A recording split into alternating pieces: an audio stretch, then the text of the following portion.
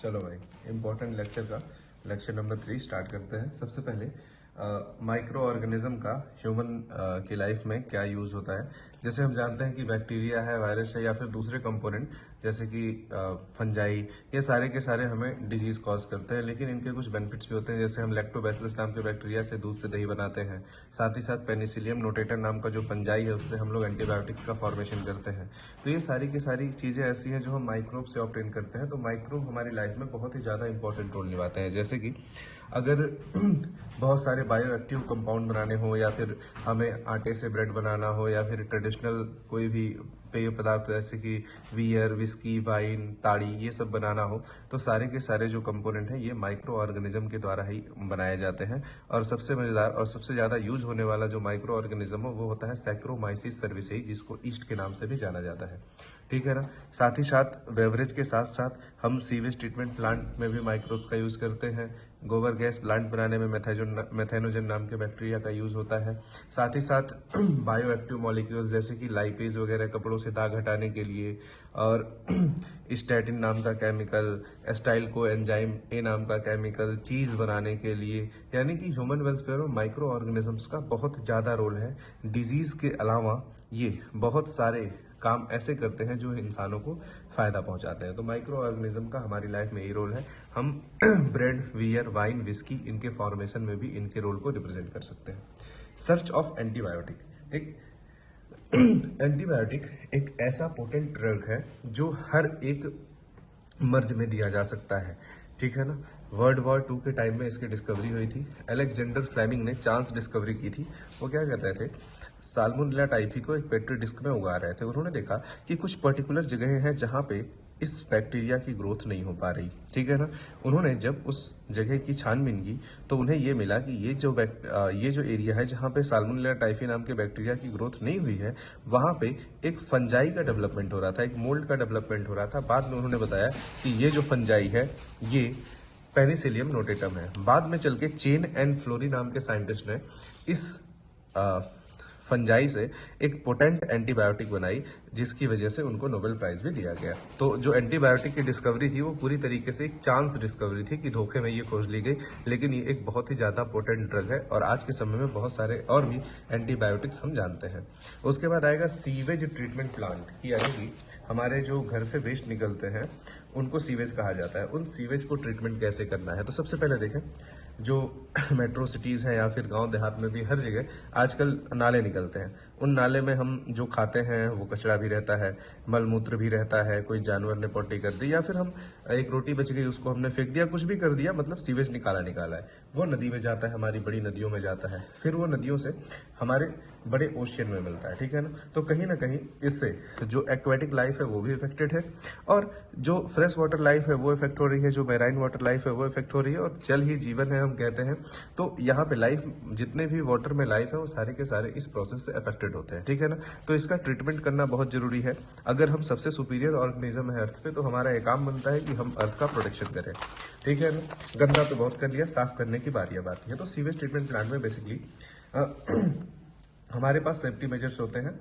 सबसे पहले हम फिजिकल ट्रीटमेंट करते हैं, जिसमें हम जालियों की हेल्प से, ठीक है ना, बड़ी बड़ी जालियां होती हैं। सबसे पहली जाली बहुत बड़ी होगी, ये बड़े बड़े लकड़ी के डंठल या फिर पत्ते गिरे हुए हैं या फिर डिफरेंट टाइप के जो बड़े हमारे डेबरी होते हैं, उन डेबरीज को छानने में काम आता है। फिर सेकेंडरी वाला होता है, वो और पतली जालियां होती हैं, जो और फाइन जो कूड़ा कचरा है, जैसे पुआल हो गया, पॉलीथीन हो गई, छोटे छोटे ईंटें और पत्थर के टुकड़े हो गए, इन सबों को छानने में हेल्प करता है। और सबसे लास्ट में जो होती है जाली, वो और भी ज़्यादा पतली होती है, जो फिजिकल वेस्ट को बाहर निकालने का काम करती है।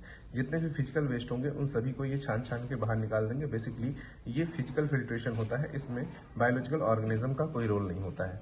इसके बाद इस पानी को भेजा जाता है, जिसे इफ्लुएंट कहते हैं। ये इफ्लुएंट एक सेटलिंग टैंक में भेजा जाएगा, जिसमें 4 से 5 घंटे, 8 घंटे, 10 घंटे इसको रखा जाएगा, ताकि सारा का सारा मामला सेटल डाउन हो जाए। सेटल डाउन होने के बाद जो डिजॉल्व होती है इसमें कंपोनेंट, उन डिजॉल्व कंपोनेंट में को आगे भेजा जाता है। ठीक है ना। उस डिजॉल्व कंपोनेंट को आगे भेजा जाएगा। यहाँ पे ऐसे कंपोनेंट्स होते हैं जो पानी में डिजॉल्व हैं, पर वो नीचे बैठ नहीं रहे 10 घंटे के बाद भी, तो ये पानी आगे भेज दिया जाता है, और इसमें जितनी भी चीजें सेटल डाउन हुई हैं उनको निकाल के बाहर फेंक दिया जाता है। अब बारी है इन कंपोनेंट को डाइजेस्ट करने की, और यहीं से हमारी निकल के आती है BOD। इस टैंक में एक ऑक्सीजन मेजरमेंट होता है। हम ऑक्सीजन सप्लाई देते हैं और देखते हैं कि हमारा मीटर ऑक्सीजन यूज का यानी कि ऑक्सीजन के यूटिलाइजेशन का कितना परसेंटेज दिखा रहा है। याद रखना BOD बायोलॉजिकल ऑक्सीजन डिमांड जितनी ज़्यादा होगी ये वाटर उतना ज़्यादा पॉल्यूटेड होगा। अब हो क्या रहा है हमारे साथ, ये इस टैंक में आया, हमने यहाँ पे ऑक्सीजन की सप्लाई दी और उस सप्लाई को मीटर से नापा, ठीक है ना। BOD का डेफिनेशन होता है कि 1 लीटर पानी में प्रेजेंट पॉल्यूटेंट को पचाने में इस्तेमाल किया गया ऑक्सीजन ही BOD है। और जितना ज़्यादा ऑक्सीजन यूज़ किया जाएगा दैट मीन्स कि वो पानी उतना ज़्यादा पॉल्यूटेड था, ठीक है ना। तो यहाँ पे हम इस पानी को तब तक ऑक्सीजन सप्लाई करते हैं जब तक इसकी BOD कम नहीं हो जाती। BOD कम होने के बाद यहाँ पे हम एरोबिक बैक्टीरिया का यूज करते हैं और वही एरोबिक बैक्टीरिया इस ऑर्गेनिक मैटर को खाता है और खा के पानी में ऑर्गेनिक मैटर को कम करता है। और इसी के द्वारा यूज की गई ऑक्सीजन को हम यहाँ इस मीटर में रीड करते हैं, जिससे हमें ये पता चलता है कि ये पानी ज्यादा पॉल्यूटेड था या फिर कम पॉल्यूटेड था। वंस BOD इज नॉर्मल, जब इसकी BOD नॉर्मल हो जाएगी तब हम उसको इस एनएरोबिक स्लज डाइजेस्टर में भेजेंगे। इसको किस में भेजेंगे? Anaerobic sludge digester. Anaerobic sludge digester में हम इस एरोबिक बैक्टीरिया को खाने और मारने के लिए एनएरोबिक बैक्टीरिया डालते हैं, ठीक है ना। यहाँ पे एरोबिक था और यहाँ पे हम एनएरोबिक बैक्टीरिया डालेंगे। कोई भी O2 की सप्लाई नहीं देंगे ताकि ये जो एरोबिक बैक्टीरिया है वो मर जाए और आगे पानी को ना सड़ाएं, ठीक है ना। तो जो ये एरोबिक ने जो भी खा के पचाया है, ये पचा हुआ मटेरियल भी नीचे जाके सेटल डाउन होता है, ये खाद के रूप में निकल आता है। और इस एरोबिक बैक्टीरिया के द्वारा निकाली गई जो गैसेस होती हैं वो बायोगैस होती हैं। उनको हम आउटलेट से दोबारा से खाना बनाने में या फिर आसपास की जो सिटी या फिर गांव है उनको ट्रांसपोर्ट कर देते हैं। तो ये एक बेनिफिशियल वे हो गया। उसके बाद ये जो एनएरोबिक बैक्टीरिया ने डाइजेस्ट किया है सारा का सारा एरोबिक बैक्टीरिया, इनके डाइजेशन के बाद हम इसको फिर से फ्रेश वाटर में छोड़ देते हैं। इससे क्या होता है कि हमारा जो वाटर बहुत ज़्यादा पॉल्यूटेड था, ठीक है ना। सबसे पहले तो हमने उससे जो भी वेस्ट थे वो निकाले। इससे हमें बेनिफिट भी हुआ कि हमने बायोगैस का फॉर्मेशन कर लिया और साथ ही साथ हमारी जो नदी है वो भी साफ हो गई। तो यहाँ पे हम माइक्रो ऑर्गेनिज्म की हेल्प से हमारे घर के जो कचड़े निकल रहे हैं, जो गंदा पानी निकल रहा है, जो सीवेज निकल रहा है, उसको हम ट्रीट कर सकते हैं इस हेल्प से। इसके बाद हमारे पास है बायोगैस, ठीक है ना। मोस्ट इंपॉर्टेंट टॉपिक है, ये पूछा जाता है इस चैप्टर का, ठीक है ना। बायोगैस में बायोगैस यानी कि लिविंग ऑर्गेनिज्म की हेल्प से प्रोड्यूस की हुई गैस को बायोगैस कहते हैं। इसमें सबसे पहले आती है गोबर गैस, ठीक है ना। गोबर गैस सबसे इंपॉर्टेंट होती है। गोबर गैस में क्या करेंगे हम, बेसिकली मेथेनोजन नाम का बैक्टीरिया सबसे ज्यादा इंपॉर्टेंट होता है, ठीक है ना। उसी का यूज होता है गोबर गैस प्लांट में। यहाँ पे हम क्या करते हैं गोबर की स्लरी तैयार करते हैं। जीरो वेस्ट वाला ये पूरा का पूरा सेटअप होता है। गोबर की स्लरी यानी गोबर को बहुत ज़्यादा गीला करेंगे, गीला करने के बाद उसको इस टैंक में डालेंगे। इस टैंक में मेथेनोजन होता है। मेथेनोजन क्या करेगा, इस पूरे के पूरे गोबर को डाइजेस्ट करेगा। उसके डाइजेशन से गैस रिलीज होगी। उस गैस को हम एक सेटअप के माध्यम से आगे भेजते हैं। यहाँ पे फनल लगाते हैं ताकि प्रेशर क्रिएट हो सके। ये एक बार जब हम गोबर डालते हैं तो ये कम से कम ये सेटअप तैयार होने में 6 से 7 दिन का टाइम लग जाता है। उसके बाद ये कॉन्टिन्यूसली चलता रहता है, ठीक है ना। उसके बाद जितना भी गोबर डाइजेस्ट होता है हम आउटलेट के माध्यम से उसको यहाँ पे इकट्ठा कर लेते हैं और ये डाइजेस्टेड जो गोबर है ये पूरी तरीके से हमारा खाद होता है और इस खाद का इस्तेमाल हम अपने क्रॉप फील्ड में कर सकते हैं, यानी कि खेतों में कर सकते हैं। तो किसी के पास अगर डेयरी फार्म है तो डेयरी फार्म मैनेजमेंट के अंदर वो उस गोबर को इस इनलेट में डालेगा। इनलेट से गोबर यहाँ आएगा, मेथेनोजन इसको डाइजेस्ट करेगा। डाइजेशन के बाद जो भी डाइजेस्टेड वेस्ट है वो चला जाएगा खाद के रूप में और जो गैस रिलीज हुई है वो हम इसका घरों में इस्तेमाल कर सकते हैं एज अ फ्यूल। तो एक बहुत ही बढ़िया तरीका होता है, जीरो वेस्ट की टेक्नोलॉजी होती है ये। खादी विलेज रिसर्च इंस्टीट्यूट ने इन्हें बनाया था जो कि हरियाणा में उपस्थित है, ठीक है। इसके बाद का हमारा टॉपिक है बायो फर्टिलाइजर। बहुत ही बेहतरीन टॉपिक होता है बायो फर्टिलाइजर का, लोग समझ नहीं पाते हैं बायो फर्टिलाइजर के बारे में, ठीक है ना। सबसे पहले बायो फर्टिलाइजर आर ऑर्गेनिजम्स, ठीक है ना। ये माइक्रो ऑर्गेनिजम्स होते हैं जो मिट्टी की, सॉइल की न्यूट्रिएंट क्वालिटी को इम्प्रूव करने का काम करते हैं। जैसे हमारे पास नॉस्टॉक, एनाबिना, आसिलोटेरिया, ये सारे के सारे अर्थ मतलब जो सॉइल है उसके इमीडिएट इन्वायरमेंट में नाइट्रोजन का फिक्सेशन करते हैं। You know how important nitrogen is. जैसे हमारा जो डीएनए है, ठीक है ना, डीएनए ये हर एक सेल के लिए जरूरी है और ये डीएनए बना होता है pentose sugar, phosphate and nitrogenous base. और इस नाइट्रोजनस बेस में पूरी तरीके से नाइट्रोजन का यूज़ किया जाता है। तो हर एक सेल को बनाने के लिए नाइट्रोजन की बहुत ही ज़्यादा इंपॉर्टेंसी होती है और इस वजह से सॉइल में नाइट्रोजन की रिक्वायरमेंट होती है सेल के ग्रोथ के लिए, ठीक है ना। तो नॉस्टॉक, एनामिना, ऑसिलुटेरिया ये सारे के सारे सॉइल के न्यूट्रिएंट क्वालिटी को इंक्रीज करते हैं और यही ऑर्गेनिजम्स कहलाए जाते हैं बायो फर्टिलाइजर। यानी कि बायो फर्टिलाइजर कोई बाहर की खाद नहीं है, ये सिंपली माइक्रो ऑर्गेनिज्म है जो सॉइल की न्यूट्रिएंट क्वालिटी को इंक्रीज कर रहे होते हैं, ठीक है ना। इसके बाद हम बात करेंगे बायोटेक्नोलॉजी के बारे में, ठीक है ना। बायोटेक्नोलॉजी क्या है, अब सुनो। सिंपली कई सारे लोग इसको ये बोल देते हैं कि देखो हमने दूध से दही बनाया, इसमें भी टेक्नोलॉजी का यूज हुआ है, ये भी बायोटेक्नोलॉजी के अंतर्गत आएगा। ये बात बिल्कुल गलत है। Biotechnology is change at genetic level. अगर हम किसी के डीएनए में या फिर आरएनए में चेंज करके उससे प्रोडक्ट का फॉर्मेशन करा रहे हैं तो वो होती है बायोटेक्नोलॉजी। बायोटेक्नोलॉजी एक रेवोल्यूशनरी साइंस है जिसमें हम किसी जेनेटिक डिसऑर्डर को ठीक कर सकते हैं, कोई ऐसी मेडिसिन बना सकते हैं जो आज तक मतलब डेडली से डेडली डिसऑर्डर को ठीक कर सकती है। रिकॉम्बिनेंट डीएनए टेक्नोलॉजी का यूज करके हम नए नए ऑर्गेनिजम्स बनाते हैं। साथ ही साथ ऐसे बहुत सारे मेडिसिनल फील्ड में या फिर ब्यूटी फील्ड में या फिर वैक्सीन सेफ्टी, वैक्सीन टेस्टिंग और नए नए रेवोल्यूशनरी प्रोडक्ट बनाने में इस बायोटेक्नोलॉजी का यूज किया जाता है, ठीक है ना। तो बायोटेक्नोलॉजी एक ऐसी साइंस है जिसकी हेल्प से हम पूरी की पूरी मानव सभ्यता को अच्छा भी बना सकते हैं और बुरा भी बना सकते हैं। इसी वजह से EFB, European federation of biotechnology ने क्राइटेरिया सेट करी हुई है कि बायोटेक्नोलॉजी में कौन कौन से वर्क करने हैं और कौन कौन से नहीं करने हैं। जैसे अगर आप वैक्सीन सेफ्टी पर काम करना चाह रहे हैं, अगर आप चाह रहे हैं किसी जेनेटिक डिसऑर्डर को ठीक करने के लिए, या फिर आप चाह रहे हैं कैंसर की कोई मेडिसिन बना दी जाए, या फिर आप चाह रहे हैं कैंसर की हेल्प से हम कुछ अच्छे जीन्स को ट्रांसफर कर लें, तो ये सारी की सारी चीज़ें पॉसिबल है। बट आप ह्यूमन क्लोनिंग करना चाहते हैं या फिर किसी भी जीन को वेपनाइज करना चाहते हैं तो EFB इसकी इजाज़त नहीं देती है और इसके खिलाफ कार्यवाही तुरंत चालू हो जाती है। तो बायोटेक्नोलॉजी के कुछ सिंपल से यूज थे। उसके बाद हम बात करेंगे रिकॉम्बिनेंट डीएनए टेक्नोलॉजी क्या है। डीएनए टेक्नोलॉजी का मतलब यह है कि पहले से कोई जीन हमारे पास है जो ऑलरेडी कंबाइंड है किसी से, हम क्या करेंगे अपना जीन ऑफ इंटरेस्ट, जैसे मान लो एक बैक्टीरिया है, प्लांट है या फिर एनिमल है, उसके डीएनए का एक पर्टिकुलर सेगमेंट हमें पता है कि किस काम आता है, ठीक है ना। हम क्या करेंगे इस डीएनए का सबसे पहले आइसोलेशन करेंगे, यानी आइसोलेशन ऑफ डीएनए। फिर रिस्ट्रिक्शन एंजाइम से इसको काटेंगे। रिस्ट्रिक्शन एंजाइम से काटने के बाद इसको सेपरेट करेंगे, जिस प्रोसेस को बोलते हैं जेल इलेक्ट्रोफोरोसिस। जेल इलेक्ट्रोफोरोसिस करने के बाद हम उसका इल्यूजन करेंगे और इल्यूजन करने के बाद हम रिस्ट्रिक्शन एंजाइम से जिस रिस्ट्रिक्शन एंजाइम से इस डीएनए को काटा था, उसी रिस्ट्रिक्शन एंजाइम से इस प्लाज्मिड के डीएनए को भी काटेंगे और ये जो नया पीस ऑफ डीएनए हमको मिला है उसको इस प्लाज्मिड के अंदर डाल देंगे। इससे क्या होगा, हमारा जो जीन ऑफ इंटरेस्ट है वो इस प्लाज्मिड के अंदर आ गया और ये जो प्लाज्मिड बना है यही है रिकॉम्बिनेंट प्लाज्मिड, ठीक है ना। और ये रिकॉम्बिनेंट प्लाज्मिड जिस ऑर्गेनिज्म में जाएगा उसको बोलेंगे transformant organism. Recombinant DNA technology किसी भी जीन ऑफ इंटरेस्ट को किसी दूसरे ऑर्गेनिज्म में डिलीवर ट्रांसफर करने के काम में आती है ताकि वो जीन उस ऑर्गेनिज्म के अंदर ऑपरेशनल हो सके, ठीक है ना। इसके बाद PVR 322 की बात करेंगे जो कि एक क्लोनिंग वेक्टर है, ठीक है ना। PVR 322 जिसका नाम होता है प्लाज्मिड वॉलीवर एंड रोड्रिग्यूज, और ये जो 322 है ये इसके स्टेट को रिप्रेजेंट करता है, ठीक है ना। PVR 322 को देखेंगे। PVR 322 में हमारे पास सबसे पहले किसी भी प्लाज्मिड में ORI होना चाहिए। ORI ओरिजिन ऑफ रेप्लिकेशन, यहाँ पे ROP, ठीक है ना, प्रोटीन का फॉर्मेशन करती है।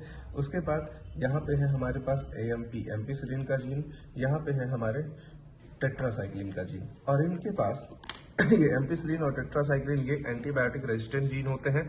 याद रखना ये ओरिजिनली किसी भी प्लाज्मिड में नहीं पाए जाते, इसको आर्टिफिशियली बनाया गया है PVR 322 को, जिस प्लाज्मिड को वॉलीवर और रोड्रिग्यूज ने बनाया है, ठीक है ना। इसके पास दो रिस्ट्रिक्शन साइट होते हैं, PST फर्स्ट एंड ये होता है PBU फर्स्ट, ठीक है। और यहाँ पे BAMH बैम फर्स्ट और यहाँ पे SAL साल फर्स्ट। ये रिस्ट्रिक्शन साइट होती है, बाकी यहाँ पे भी रिस्ट्रिक्शन साइट होती है। इन रिस्ट्रिक्शन साइट से ज्यादा लेना देना नहीं है क्योंकि इनके पास कोई सेलेक्टेबल मार्कर नहीं है।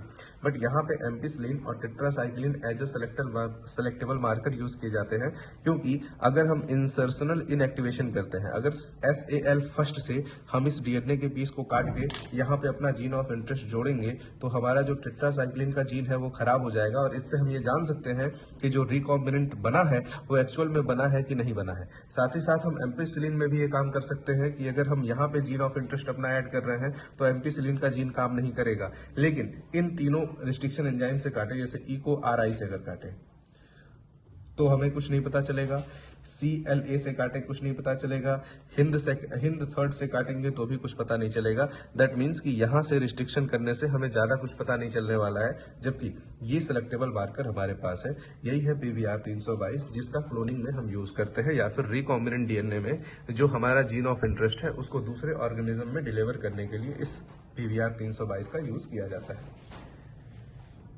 इसके बाद आते हैं PCR, पॉलीमरेज चेन रिएक्शन क्या है। पॉलीमरेज चेन रिएक्शन एक ऐसा तरीका है जिसमें हम अपने जीन ऑफ इंटरेस्ट को बिना किसी प्लाज्मिड के अंदर डाले ही बिलियंस ऑफ कॉपी बना सकते हैं बहुत कम समय में, ठीक है ना। सबसे पहले PCR में हमने अपना जीन ऑफ इंटरेस्ट लिया, इनमें कोडॉन्स लिखे होंगे। हम क्या करेंगे, सबसे पहले इनकी स्प्लिटिंग कर देंगे जिससे ये दोनों के दोनों अलग हो जाएंगे, ठीक है ना। अलग होने के बाद हम यहाँ पे प्राइमर ऐड करते हैं। Primer DNA dependent DNA polymerase होता है जिसको हमने आर्टिफिशियली सिंथेसाइज किया है, और ये प्राइमर निकाला होता है हमारे TI थर्मस एक्वेटिकस नाम के बैक्टीरिया से, जो कि 100 डिग्री का टेम्परेचर भी झेल सकता है। उसके बाद ये सबसे पहला जो प्रोसेस हो गया वो हो गया डीनेचुरेशन। डीनेचुरेशन में हमने इसके जो स्टैंड है उनको तोड़ दिया। डीनेचुरेशन के बाद हमारा जो अगला प्रोसेस होता है जिसमें हम प्राइमर को ऐड करते हैं उसको बोलते हैं एनिलिंग, ठीक है ना। एनिलिंग के बाद जब प्राइमर इस DNA को पूरी तरीके से बना लेगा दोनों साइड में, तो इसको बोलते हैं चेन का एक्सटिंक्शन। क्या बोलेंगे? एक्सटिंक्शन, ठीक है ना। और एक्सटिंक्शन के बाद हमारा जो DNA है वो एम्पलीफाई हो जाएगा और उस प्रोसेस को बोलेंगे एम्पलीफिकेशन। बहुत ही कम समय में 1 बिलियन कॉपी तैयार की जा सकती है हमारे जीन ऑफ इंटरेस्ट की। इसी वजह से ये प्रोसेस जो है पिछले वाले प्रोसेस से लाख गुना बेहतर है, क्योंकि रिकॉम्बिनेंट DNA टेक्नोलॉजी में एक्चुअल में हो कह रहा था रिकॉम्बिनेंट DNA टेक्नोलॉजी में अगर हम हिंद सेकंड की बात करें तो उसका जो रिस्ट्रिक्शन साइज होता है वो GAATTC होता है, ठीक है ना। तो इसका पैलेंड्रोम GAATTC, ठीक है ना। GAATTC ये होता है पैलेंड्रोम। तो जिस रिस्ट्रिक्शन एंजाइम्स, यानी अगर हिंद सेकंड से हम इसको काट रहे हैं तो हिंद सेकंड से ही हमको इसे भी काटना पड़ेगा, यानी जो प्लाज्मिड है इसको भी हिंद सेकंड से काटना पड़ेगा। दोनों तरफ हमारे स्टिकी एंड डेवलप होंगे, जैसे AATTC ये इस वाले स्टैंड पे डेवलप होगा और इस वाले स्टैंड पे भी AATTC डेवलप होगा। ये स्टिकी एंड होता है, ये अगले वाले कंपोनेंट से ये इससे जुड़ने के लिए तैयार रहेगा और ये इससे जुड़ने के लिए तैयार रहेगा। ये स्टिकी एंड डेवलप करेंगे, जबकि हमारे PCR में किसी भी तरीके से स्टिकी एंड का डेवलपमेंट नहीं होता है। ये एक ही DNA का पूरा सेगमेंट कॉपी कर लिया जाता है, तो यहाँ पे स्टिकी एंड का कोई लफड़ा नहीं होता, ठीक है ना। इसके बाद का टॉपिक जीन ऑफ इंटरेस्ट की मल्टीपल कॉपीज तैयार करना विद इन लिमिटेड टाइम, ये कहलाता है PCR, ठीक है ना। इसके बाद हम बायो रिएक्टर्स की बात करेंगे। कुछ नहीं, बायो रिएक्टर एक टैंक होता है, एक बड़ा टैंक होता है जिसमें हम अपने जीन ऑफ इंटरेस्ट से निकाले। हम डायग्राम दिखा देते हैं, ठीक है ना। ये है बायो रिएक्टर्स, ठीक है ना। बायो रिएक्टर्स बेसिकली दो तरीके, ये मोस्ट कॉमन होता है, ठीक है ना। सिंपल जो हमारा स्टेरिक टैंक होता है ये मोस्ट कॉमन होता है। हम क्या करते हैं, इन बायो रिएक्टर की हेल्प से 100 से 1000 लीटर तक की इनकी कैपेसिटी होती है और इससे हम अपना डिजायर्ड प्रोडक्ट बना सकते हैं, ठीक है ना। साथ ही साथ ये दूसरा टैंक होता है स्पास टाइप का टैंक, इसमें भी यही काम होता है, इसमें भी यही काम होता है। दोनों में काम सेम है, लेकिन इनकी जो वर्किंग प्रोसेस है वो थोड़ी अलग अलग होती है, ठीक है ना। डाउन स्ट्रीम प्रोसेसिंग क्या होती है, जो प्रोडक्ट यहाँ से निकला है उसी प्रोडक्ट को फिल्टर करके मार्केटाइज करना और मार्केट में बेचना, यही होता है डाउन स्ट्रीम प्रोसेसिंग, ठीक है। इसके बाद बात करेंगे अगले चैप्टर से, जो है ग्रीन रेवोल्यूशन यानी कि हरित क्रांति। अब देखो भाई, जब हमारा भारत देश आज़ाद हुआ है, आज़ादी के 5 से 7 सालों में जनसंख्या बहुत तेजी से बढ़ी है, ठीक है ना। उस तेजी से बढ़ती हुई जनसंख्या का पेट भरने के लिए ऑब्वियस सी बात है हमारे पास खाना होना चाहिए। तो उस खाने की आपूर्ति करने के लिए ग्रीन रेवोल्यूशन लाया गया, जिसमें बायोटेक्नोलॉजी का बहुत ज़्यादा यूज़ किया गया। इसमें हमारे पास सबसे पहले आता है गोल्डन राइस, ठीक है ना, जिसकी प्रोडक्टिविटी बहुत अच्छी होती है और साथ ही साथ इसकी जो न्यूट्रिएंट क्वालिटी है, ये विटामिन ए इनरिच वो चावल की वैरायटी है जिसमें विटामिन ए पाया जाता है। साथ ही साथ ऐसी बहुत सारी वैरायटीज उस समय पे डेवलप की गई थी जिससे पूरा का पूरा देश हरा भरा हो गया था, यानी कि प्रोडक्टिविटी बहुत ज़्यादा होने की वजह से अब कोई भूखा नहीं मर रहा था। तो बेसिकली ग्रीन रेवोल्यूशन हमारे क्रॉप फील्ड में ग्रोथ के लिए यूज किया जाता है कि क्रॉप फील्ड में किस तरीके से ग्रोथ लाई जाए जिससे किसी का पेट मतलब कोई भूखा ना मरे, सिंपल सी बात है। उसके बाद आता है GMO, जेनेटिकली मॉडिफाई ऑर्गेनिज्म। इसमें प्लांट भी आते हैं और एनिमल भी आते हैं। सबसे पहले प्लांट की बात करते हैं। जेनेटिकली मॉडिफाइड प्लांट सबसे पहले इस तरीके के होने चाहिए कि वो किसी भी स्ट्रेस में सर्वाइव कर सकें। उनको जब हम क्रॉप फील्ड में लगाएं तो किसी भी तरीके से हमको पेस्टिसाइड ना डालना पड़े। अगर हम उनको क्रॉप फील्ड में लगा रहे हैं तो वाटर स्ट्रेस को भी वो अच्छे से झेल ले जाए। उनके फूड में न्यूट्रिएंट क्वालिटी अच्छी होनी चाहिए। किसी भी तरीके से स्मट, मस्ट या फिर किसी फंजाई का उन पे अटैक नहीं होना चाहिए। वो जेनेटिकली मॉडिफाइड होते हैं, इस वजह से वो हर एक स्ट्रेस को बड़े अच्छे से झेल ले जाते हैं, ठीक है। नॉर्मल जो क्रॉप होते हैं, किसान भाई हमारे पोस्ट हार्वेस्टिंग लॉस से बहुत ज़्यादा परेशान होते हैं। तो ये जो जेनेटिकली मॉडिफाइड क्रॉप्स होती हैं, ये बेसिकली न्यूट्रिएंट क्वालिटी में भी हाई होती हैं, इनकी प्रोडक्टिविटी भी हाई होती है, इनको देख रेख की कम आवश्यकता पड़ती है और ये कास्ट इफेक्टिव भी होते हैं। साथ ही साथ अगर जेनेटिकली मॉडिफाइड एनिमल की बात करें तो जेनेटिकली मॉडिफाइड एनिमल बहुत ही ज़्यादा यूजफुल होते हैं, क्योंकि इनके जो प्रोडक्ट हैं, ये प्रोडक्ट ह्यूमन बॉडी के लिए बहुत ही ज़्यादा एक तरीके से देखा जाए तो बेनिफिशियल है। साथ ही साथ इनकी प्रोडक्टिविटी भी इंक्रीज की जाती है। जेनेटिकली मॉडिफाइड प्लांट में कुछ और चीज़ें हैं, जैसे यहाँ पे बीटी की बात आती है, बैसिलस थ्रिंगोजेनेसिस की बात आती है। ये बीटी नाम का बैसिलस थ्रिंगोजेनेसिस नाम का एक बैक्टीरिया है जिसमें CRY ये क्राई जीन पाया जाता है और इस क्राई जीन की हेल्प से हमने कॉटन और कॉर्न की वैरायटी तैयार की। और भी बीटी भिंडी आती है, बीटी राइस आता है, बीटी मक्का आता है, बहुत सारी चीज़ें बीटी की आती हैं। तो बीटी का फुल फॉर्म एक्चुअल में होता है बैसिलस थ्रिंगोजेनेसिस, ठीक है ना। इस बीटी के बाद हम फिर से आते हैं जेनेटिकली मॉडिफाइड एनिमल्स पे, ठीक है ना। इसमें सबसे पहले हमारी बात आएगी कि रोजी के बारे में। रोजी एक गाय है, ठीक है ना। उस गाय के अंदर वो जेनेटिकली मॉडिफाइड ऑर्गेनिज्म है, जेनेटिकली मॉडिफाइड एनिमल है। उस रोजी के अंदर एक मिल्क जो बनता है, ठीक है ना, उसमें अल्फा लैक्ट एल्बुमिन नाम का प्रोटीन होता है जिसकी जिसकी प्रोडक्टिविटी 2.4 ग्राम है, ठीक है ना। और ये न्यू बॉर्न बेबी के लिए बहुत अच्छा होता है। साथ ही साथ हमारा जेनेटिकली मॉडिफाइड ऑर्गेनिज्म एक सिप है, ठीक है ना, मतलब एक भेड़ है। उस भेड़ के अंदर से जो प्रोडक्ट निकलता है अल्फा एंटीट्रिप्सिन, इसका इस्तेमाल इम्फाइसीमा जैसे रोग में किया जाता है। तो ये जेनेटिकली मॉडिफाइड जो एनिमल्स हैं, ये बेसिकली बहुत सारे ऐसे काम करते हैं जिससे ह्यूमन को बहुत ही ज़्यादा बेनिफिट हो। साथ ही साथ जेनेटिकली मॉडिफाइड एनिमल्स का यूज़ किया जाता है वैक्सीन टेस्टिंग के वैक्सीन सेफ्टी टेस्टिंग में। कोई मेडिसिन बनी, उनका पूरा का पूरा टेस्टिंग उन्हीं ऑर्गेनिजम्स पे किया जाता है, या फिर किसी डिजीज़ की स्टडी करनी है तो उन ऑर्गेनिजम्स पे किया जाता है। तो जेनेटिकली मॉडिफाइड एनिमल अगर पूछे तो रोजी cow is a best example. चूहे भी होते हैं, बंदर भी होते हैं, बट रोजी इज बेस्ट, ठीक है ना। चूहों को इस वजह से ट्रांसजेनिक एनिमल ज्यादा बनाया जाता है क्योंकि उनको रखने में जगह कम लगती है और वो चूहे कास्ट इफेक्टिव होते हैं, ठीक है। इसके बाद बात करेंगे आर्टिफिशियल इंसुलिन के बारे में। एली लिली नाम की कंपनी ने ये देखा कि जो हमारी इंसुलिन है ये ग्लूकोज के मेटाबॉलिज्म में बहुत ज़्यादा रोल निभाती है। तो इसके पास टोटल 3 पेप्टाइड चेन होते हैं, ठीक है ना। एक होता है ए पेप्टाइड चेन, एक होता है बी पेप्टाइड चेन, ठीक है ना, और इनके बीच में आती है ये सी पेप्टाइड चेन। ये ए है, ये बी है और ये सी है। ये आपस में डाई सल्फाइड बॉन्ड से जुड़े होते हैं, ठीक है ना। ए एंड बी आपस में डाई सल्फाइड बॉन्ड से जुड़े होते हैं। और ये जो सी होता है ये इमेच्योर इंसुलिन को रिप्रेजेंट करता है। और जो मेच्योर इंसुलिन होती है उसमें केवल ए और बी स्टैंड ही पाए जाते हैं, ये सी वाला नहीं पाया जाता है। तो इली लिली कंपनी ने ये देखा, पहले की जो इंसुलिन थी वो एनिमल से निकाली जाती थी, तो एनिमल को भी बहुत ज़्यादा हार्म होता था और इसके साइड इफेक्ट भी बहुत ज़्यादा होते थे। तो इली लिली ने क्या किया, इसका जेनेटिक कोड निकाला, जो कि ह्यूमन जीनोम प्रोजेक्ट से पॉसिबल है। इसके जेनेटिक कोड निकालने के बाद, यानी कि इस इंसुलिन का जेनेटिक कोड निकालने के बाद स्टैंड ए और स्टैंड बी को अलग सिंथेसाइज किया और बाद में इन दोनों स्टैंड को आपस में जोड़ दिया। तो ये आर्टिफिशियल इंसुलिन ऐसा था जो ह्यूमन जीनोम से बना हुआ था, इस वजह से ह्यूमंस को इस इंसुलिन से कोई भी नुकसान नहीं होता है। इसका बहुत ही ये कॉस्ट इफेक्टिव भी हो गया, इसके प्रोडक्शन के लिए किसी एनिमल को परेशान करने की आवश्यकता भी नहीं पड़ी। इसके बाद हम बात करेंगे अगले चैप्टर के बारे में, जो कि है इकोलॉजी का, पॉपुलेशन एंड पॉपुलेशन ग्रोथ। देखो भाई, पॉपुलेशन में क्या होता है, एक निश्चित जियोग्राफिकल एरिया, एक फिक्स जियोग्राफिकल एरिया है, इसमें एक सिंगल स्पीसीज के कितने ऑर्गेनिज्म रह रहे हैं, वही है उनकी पॉपुलेशन। ठीक है ना। जैसे हम बोले कि हमारे शहर में नियर अबाउट 10 लाख लोग रह रहे हैं, तो हमारी जो पॉपुलेशन डेंसिटी हो गई वो 10 लाख की हो गई पर एरिया के हिसाब से। लेकिन क्या इस 10 लाख में हम ही रह रहे हैं, मतलब इस एरिया में केवल हम ही है? नहीं। तो अगर हम बिल्लियों की गिने वैरायटी, तो हमारे वहाँ बिल्लियों की जनसंख्या जो है वो हम बोल दें कि 10,000 के आसपास है। ठीक है ना।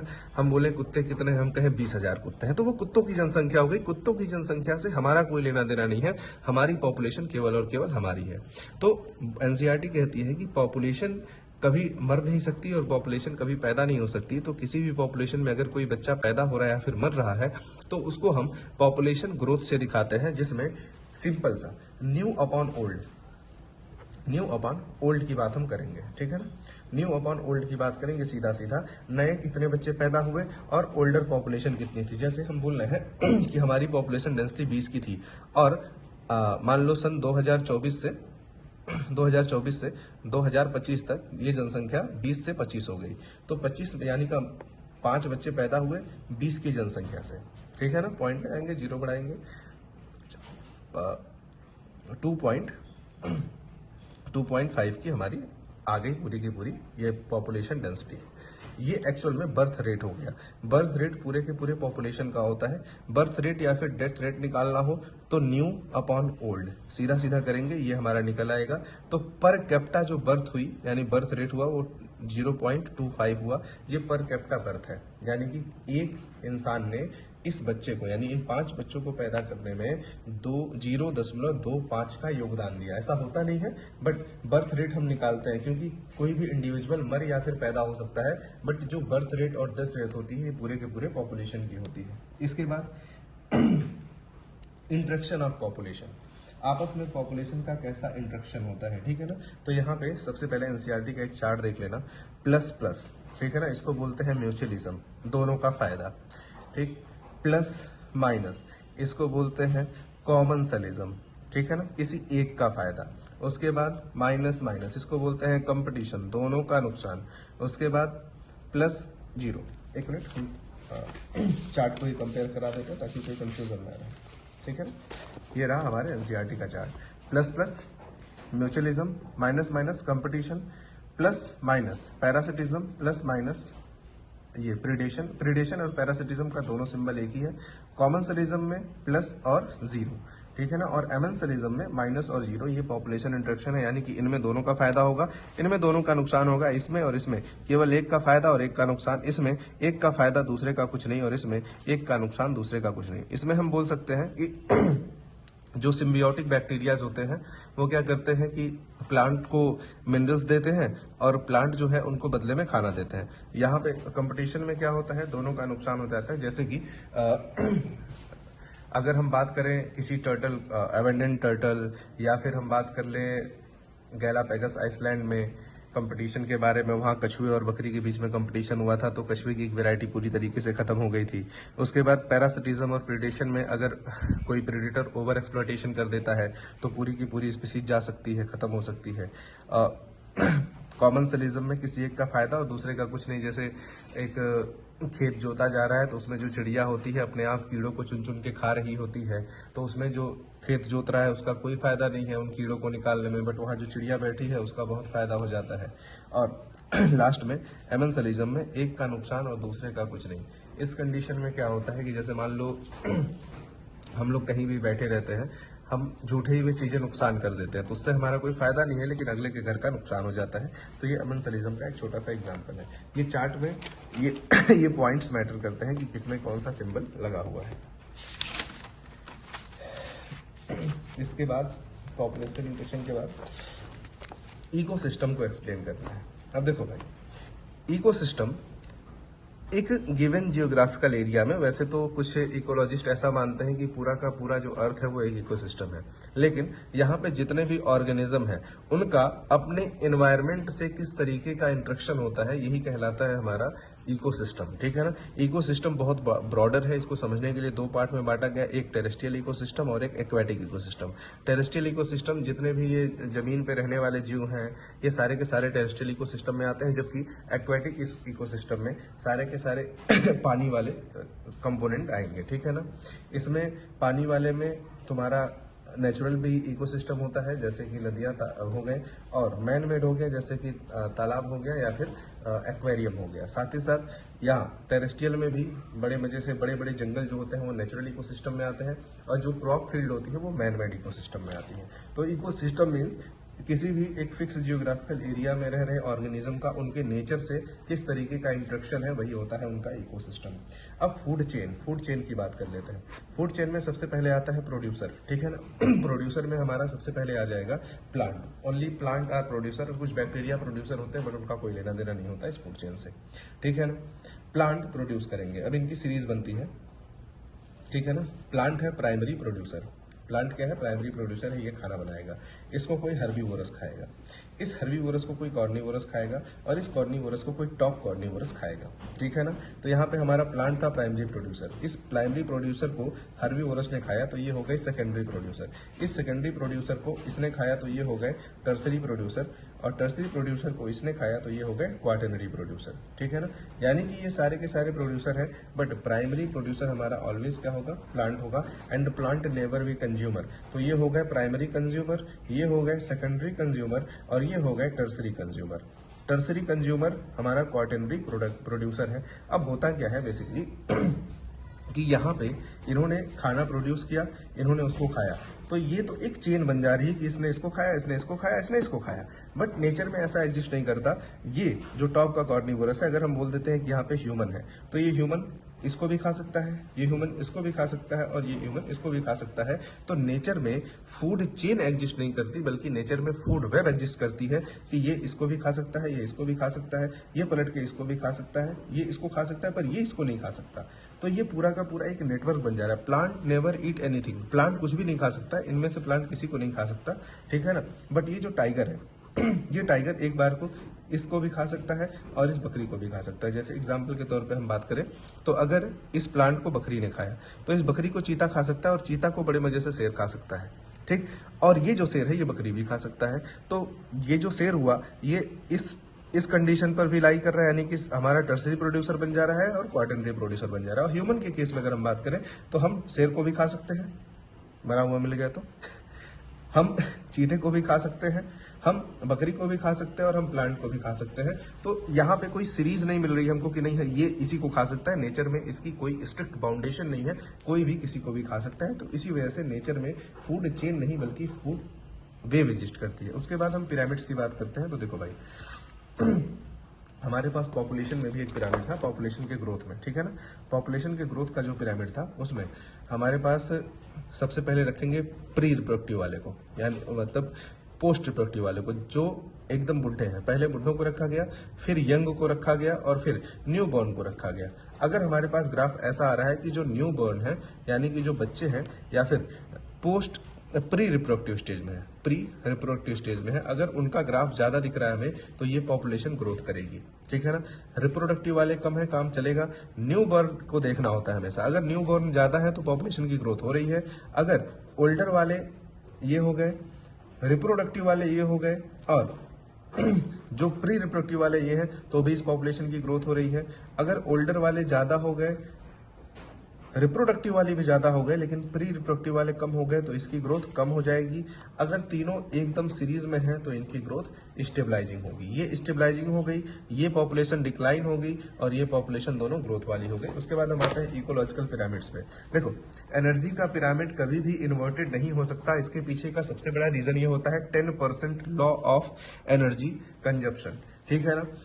जैसे एक सीरीज हम बनाते हैं, primary consumer, secondary consumer, tertiary consumer और क्वार्टरनरी कंज्यूमर की, ठीक है ना।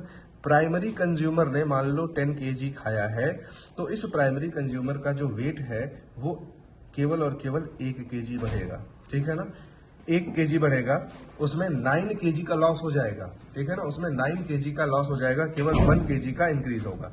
इसके बाद अगला जो सेकेंडरी कंज्यूमर इस 1 kg को खाएगा उसके अंदर केवल 100 ग्राम का इंक्रीज होगा। अगला जो खाएगा इसके 100 ग्राम को, उसमें केवल 10 ग्राम का इंक्रीज होगा और अगला जो इस 10 ग्राम को खाएगा उसमें 0.1 ग्राम का केवल इंक्रीज होगा। कहने का मतलब ये है कि एनर्जी हमेशा घटती जाएगी। प्राइमरी ट्रॉपिक लेवल पे एनर्जी सबसे ज्यादा होगी, सेकेंडरी पे उससे कम, टर्सरी पे उससे कम और क्वार्टरनरी पे सबसे कम हो जाएगी। दैट मीन्स कि शाकाहारी भोजन ज्यादा अच्छा है मांसाहारी भोजन से। तो ये इकोलॉजिकल पिरामिड इसी बात को दर्शाता है। एनर्जी का पिरामिड कभी भी इन्वर्टेड नहीं हो सकता, जबकि बाकी बायोमास के पिरामिड इन्वर्टेड हो सकते हैं। जैसे एक पेड़ है बड़ा सा, इस पेड़ का वजन है मान लो 1000 kg, ठीक है।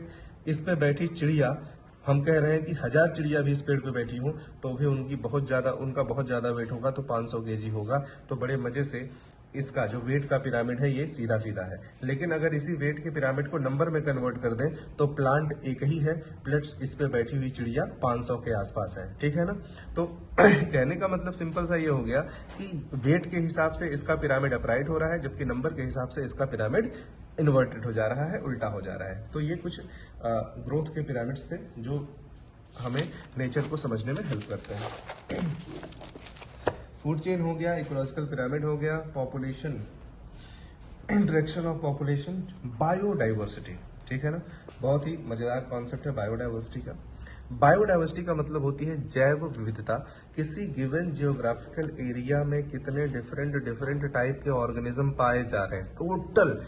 जैसे पॉपुलेशन में किसी एक ही स्पीसीज को देख रहे थे, लेकिन यहाँ पे बायोडाइवर्सिटी में जितने भी स्पीसीज हैं सभी के सभी को काउंट किया जाता है, तो उनको कहते हैं बायोडाइवर्सिटी। बायोडाइवर्सिटी में different type of organism in a given geographical area and there interaction, वो होता है तुम्हारा बायोडाइवर्सिटी। इंटरेक्शन नहीं होगा इसमें। बेसिकली एक निश्चित जियोग्राफिकल एरिया में कितने अलग अलग प्रकार के जीव पाए जा रहे हैं, वही होती है उसकी बायोडाइवर्सिटी। जैसे हमारे एरिया में कंगारू नहीं पाया जा सकता, ठीक है ना, तो हमारी बायोडाइवर्सिटी में कभी भी कंगारू नहीं आ सकता है। लेकिन कुकुर, बिलार, शेर, सियार ये सब पाए जा सकते हैं, तो बड़े मजे से ये हमारे बायोडाइवर्सिटी का पार्ट बनेंगे, ठीक है। साथ ही साथ अगर हम बात करें तो इंडिया का जो लैंड एरिया है वो 2.4 के आसपास है पूरे वर्ल्ड में, और इसकी जो बायोडाइवर्सिटी है वो 8.1 के आसपास है, ठीक है ना। तो ये बायोडाइवर्सिटी हम लोग मेगा डाइवर्सिटी कंट्रीज में आते हैं। Near about 12 mega diversity country है, उसमें इंडिया का भी नाम आता है। क्यों? क्योंकि हम लोग बिल्कुल ये मिड में पाए जाते हैं, हम लोग ट्रॉपिकल रीजन में पाए जाते हैं, और जितने भी कंट्रीज ट्रॉपिकल रीजन में है, जितने भी फॉरेस्ट ट्रॉपिकल रीजन में है, उन सभी की प्रोडक्टिविटी टेम्परेट रीजन से बहुत ज्यादा हाई होती है, ठीक है ना। रिवेट प्रॉपर हाइपोथेसिस क्या है? अब देखो हमें बायोडाइवर्सिटी के बारे में पता है, बायोडाइवर्सिटी नेचर का खजाना है, ठीक है ना। अगर ये खजाने में से कोई चीज चोरी हो जाए या फिर कोई चीज खत्म हो जाए तो कितना प्रभाव पड़ेगा इस खजाने पर, ठीक है ना। इसको रिवेट प्रॉपर हाइपोथेसिस से हम समझते हैं कि रिवेट प्रॉप हाइपोथेसिस होती क्या है। इसमें साइंटिस्ट ने ये समझाने की कोशिश की कि एक प्लेन है, उड़ रहा है, तो उस प्लेन में जो सीट में लगा हुआ नट है, हम अगर उसको खोल रहे हैं तो कोई ज्यादा प्रभाव उस प्लेन पे नहीं पड़ेगा, प्लेन मजे से उड़ती रहेगी। अगर हम नियर अबाउट 10 सीट भी खोल देते हैं तो भी कोई फर्क नहीं पड़ना है। लेकिन कोई खुरापाती बच्चा अगर जाके प्लेन के विंग का नट खोल दे तो उससे पूरा का पूरा प्लेन खतरे में पड़ सकता है। तो विंग का जो नट है उसको बोलते हैं की स्टोन स्पीसीज, यानी कि ऐसी प्रजाति जिसके खत्म होने से पूरा का पूरा इकोसिस्टम खत्म हो सकता है, उसकी इंपॉर्टेंस इकोसिस्टम में ज्यादा होती है। जैसे जंगल में शेर का खत्म हो जाना, वो जंगल में बहुत सारी प्रजातियों का विनाश कर सकता है। जंगल में शेर का रहना वो उस पूरे के पूरे इकोसिस्टम को कंट्रोल किए हुए है टाइगर, लायन, ठीक है ना। अगर वो खत्म हो जाता है, अगर हमारा प्राइमरी कॉर्निवोरस खत्म हो जाता है तो उस कंडीशन में जंगल की पूरी प्रोडक्टिविटी पे बहुत ही बुरा असर पड़ेगा, ठीक है ना। तो रिवेट प्रॉपर हाइपोथेसिस ये बताता है कि किसी भी स्पीसीज का एक पर्टिकुलर इकोसिस्टम में क्या रोल होता है, ठीक है ना। इसके बाद हम बात करेंगे लॉस ऑफ बायोडाइवर्सिटी क्या है। देखो भाई, हमने बोला जैसे बायोडाइवर्सिटी प्रकृति का खजाना है और बायोडाइवर्सिटी जितनी ज्यादा होगी हमारी प्रोडक्टिविटी उतनी ज्यादा होगी। जैसे मान लो हमारे पास एक बागीचा है, इस बागीचे में हमने 10 अलग अलग प्रकार के प्लांट लगाए, ठीक है ना। तो हमको 10 अलग अलग प्रकार के फ्रूट्स अलग अलग सीजन में खाने को मिलेंगे, बट हमने केवल इसमें मैंगो का प्लांट लगाया 10, तो हमें केवल और केवल मैंगो ही खाने को मिलेगा, वो भी एक सीजन में मिलेगा। तो बायोडाइवर्सिटी जितनी ज्यादा, हमने आम लगाया, अमरूद लगाया, केला लगाया, चीकू लगाया, नारियल लगा लिया, नाशपाती लगा ली, कई सारी वेराइटीज लगा ली, तो इसमें हमें अगर 10 पेड़ लगाया है तो 10 पेड़ों की अलग अलग वैरायटी से हमें हर साल में हर मौसम में कुछ ना कुछ खाने को मिलेगा। तो बायोडाइवर्सिटी इसीलिए जरूरी होती है कि अलग अलग टाइम पे इनकी प्रोडक्टिविटी अलग अलग होती है, तो हमें नेचर के द्वारा प्रॉपरली गिफ्ट मिलता रहता है। अगर बायोडाइवर्सिटी का लॉस होता रहेगा तो हम इस गिफ्ट को बिल्कुल खो देंगे, ठीक है ना। तो लॉस ऑफ बायोडाइवर्सिटी क्या है, यानी कि एक किसी भी जियोग्राफिकल एरिया में या फिर पूरे अर्थ पे स्पीसीज का लॉस होना कहलाता है बायोडाइवर्सिटी लॉस। इसके कॉज क्या है, क्या क्या कारण होते हैं बायोडाइवर्सिटी के। सबसे पहले हैबिटाट लॉस एंड फ्रेगमेंटेशन। अगर हम पेड़ काटते रह गए तो चिड़िया, भाई ऑब्वियस सी बात है, पेड़ छोड़ के आपके घरों में जगह ढूंढेगी, जमीन पे जगह ढूंढेगी और वहां पे उनके अंडे खराब होने के चांसेस बहुत ज्यादा हो जाते हैं। हैबिटाट लॉस और फ्रेगमेंटेशन के बाद आता है एलियन स्पीसीज का इन्वेजन। कोई दूसरी वेराइटी लाके आप उसके इकोसिस्टम में डालेंगे तो हो सकता है वो बहुत ही एग्रेसिव प्रेडेटर हो और वो उन वेराइटीज को खा जाए। उसके बाद होता है ओवर एक्सप्लॉयटेशन। इंसान क्या करते हैं, जब उनकी नीड यानी कि जो उनकी आवश्यकता है वो लालच में बदलने लग जाए, यानी कि कहते हैं when need turns to greed, तो क्या होता है, लोग करते हैं ओवर एक्सप्लॉयटेशन, यानी कि आवश्यकता से ज्यादा उस स्पीसीज को खाने लगते हैं। और इसी की वजह से रशिया में स्टीलर सी काऊ रशिया की, कौगा अफ्रीका का, थैलेसीमिया की वैरायटी ऑस्ट्रेलिया की, ठीक है ना, ये सारी की सारी विलुप्त हो गई। कैस्पियन, जवान और बाली, ये सारी की सारी सब स्पीसीज थी टाइगर की, ये सब नियर अबाउट पिछले 20 से 25 सालों में ये सारी की सारी एक्सटिंक्ट हो गई है, ठीक है ना। ये ओवर एक्सप्लॉयटेशन का ही नतीजा है, ठीक। इसके बाद कुछ ऐसे होते हैं जो को एग्जिस्टेंस करते हैं, यानी कि एक साथ ही रहेंगे, तुम रहे हम रहे, तुम मर गए हम मर गए। जैसे युक्का प्लांट के साथ मौत का एसोसिएशन होता है, साथ ही साथ फिग के साथ एसोसिएशन होता है, छोटी छोटी मौत का। फिग की जो वैरायटी है इसको गुलर के नाम से जानते हैं। गुलर के अंदर छोटे छोटे कीड़े रहते हैं, वो कीड़े उस गुलर का पॉलिनेशन करते हैं और पॉलिनेशन के बदले उन कीड़ों को गुलर के अंदर रहने की जगह मिलती है। अगर इनमें से कोई भी एक वैरायटी खत्म हो जाती है तो दोनों का विनाश एक साथ हो जाएगा, तो को एग्जिस्टेंस में ये थोड़ा सा नुकसान होता है। उसके बाद आता है कि कंजर्वेशन ऑफ बायोडाइवर्सिटी। हम बायोडाइवर्सिटी को कैसे कंजर्व करें, तो इसके हमारे पास दो तरीके हैं। एक को बोलते हैं एक्स सिटू कंजर्वेशन और एक को बोलते हैं इन सिटू कंजर्वेशन, ठीक है ना। एक्स सिटू कंजर्वेशन में क्या, इन सिटू कंजर्वेशन पहले देख लेते हैं। इन सिटू कंजर्वेशन का मतलब ये होता है कि अगर कोई भी स्पीसीज मान लो नेटिव है, नेटिव इन द सेंस कि वो उस एरिया को छोड़कर कहीं और नहीं रह सकती, तो उस कंडीशन में उसका इलाज, उसका देखरेख, उसका संरक्षण उसी के एरिया में करना है, उसको किसी बाहर जियोग्राफिकल एरिया में लेके नहीं जाना है, तो उसको बोलते हैं इन सिटू कंजर्वेशन, ठीक है ना। जैसे हमारे इंडिया में 14 बायोस्फीयर रिजर्वायर है, 90 नेशनल पार्क है, 448 वाइल्ड लाइफ सफारीज हैं, सीक्रेट ग्रुप्स हैं, काशी जंगा नेशनल पार्क है, उसके बाद मेघालय है, अरावली हिल्स है राजस्थान में, वेस्टर्न घाट, ईस्टर्न घाट, ये सारे के सारे इन सिटू कंजर्वेशन है, यानी कि यहाँ के प्लांट और एनिमल को हम इन्हीं के लोकेशन पे ही बचाते हैं, ठीक है ना। एक्स सिटू कंजर्वेशन में क्या होता है, हम उस पर्टिकुलर स्पीसीज या फिर उस पर्टिकुलर प्लांट को उसकी जगह से उठाकर दूसरी जगह पे ले जाते हैं और वहां पे प्रोटेक्शन करते हैं। जैसे अगर हमें जिराफ की वैरायटी को बचाना है तो हम जिराफ की वैरायटी को बड़े मजे से उस जगह से उठा के अपने इंडिया में लाके उसका कंजर्वेशन कर सकते हैं, ठीक है ना। लेकिन हमें अगर कंगारू का कंजर्वेशन करना है तो कंगारू का कंजर्वेशन हम ऑस्ट्रेलिया में ही करेंगे, ठीक है। एक्स सिटू कंजर्वेशन जैसे हमारे जूलॉजिकल पार्क हो गए उसके बाद वाइल्ड लाइफ सफारीज हो गई, ये सारे के सारे आते हैं एक्स सिटू कंजर्वेशन में। बाकी ये कंप्लीट एक्सप्लेनेशन था पूरी की पूरी एनसीईआरटी का। नियर अबाउट 2 घंटे में पूरा चैप्टर कंप्लीट हुआ है, मतलब पूरी बुक कंप्लीट हुई है। लिमिटेड वे में चीजें बताई गई हैं, कंप्लीट चीजें नहीं बताई गई हैं। ये सीरीज उनके लिए थी जिन्होंने कुछ भी नहीं पढ़ा, जिनको कुछ भी नहीं आता है, वो इस वीडियो से बहुत कुछ सीख सकते हैं। तो इस वीडियो को शेयर करें और वीडियो को यही अंत करते हैं। Thank you.